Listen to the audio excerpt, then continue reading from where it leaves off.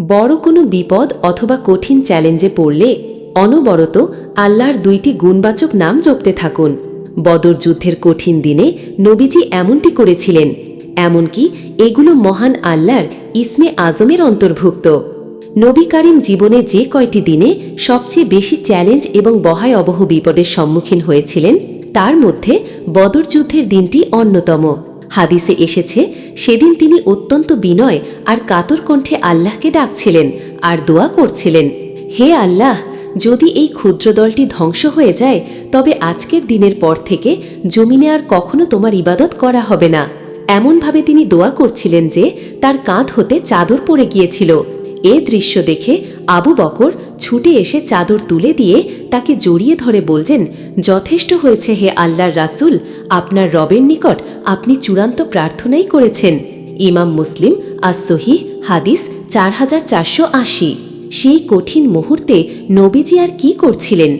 আলী ইবনু আবি তালিব বলেন, বদরের যুদ্ধের দিনে আমি কিছুক্ষণ যুদ্ধ করে এসে দেখি নবীজি সিজদারত অবস্থায় আছেন আর শুধু বলছেন, উচ্চারণ ইয়া হাইয়ু ইয়া কাইয়ুম, অর্থ হে চিরঞ্জীব, হে চিরস্থায়ী। এর বেশি কিছুই বলছেন না। এরপর আলী আবার যুদ্ধ করতে চলে যান, আবার ফিরে আসেন, এসে দেখেন নবীজি একই অবস্থায় আছেন।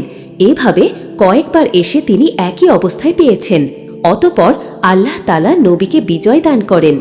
যখন পৃথিবীটা সংকীর্ণ মনে হবে, চোখ মুখ অন্ধকার হয়ে যাবে, তখন খুব বেশি করে ইয়া হাইয়ু ইয়া কাইয়ুম পড়া উচিত। নবী সাল্লাল্লাহু আলাইহি ওয়াসাল্লাম তার অন্যতম সংকটময় মুহূর্তে এটি পড়েছিলেন। আল্লাহ সফলতা দিয়েছিলেন। এছাড়াও আমাদের যে কোনো দোয়ার মধ্যে কিছু সময় পর পর এই বাক্য দুটো বারবার বলার অভ্যাস করা উচিত, কারণ এগুলো ইসমে আজমের অন্তর্ভুক্ত।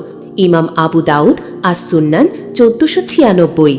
হাফিজ ইবনুল কাইয়্যিম বলেন, দোয়া কবুল এবং দুঃখ কষ্ট থেকে মুক্তির ক্ষেত্রে আল্লাহর আল হাইয়ুল কাইয়ুম নামের এক বিশেষ প্রভাব রয়েছে।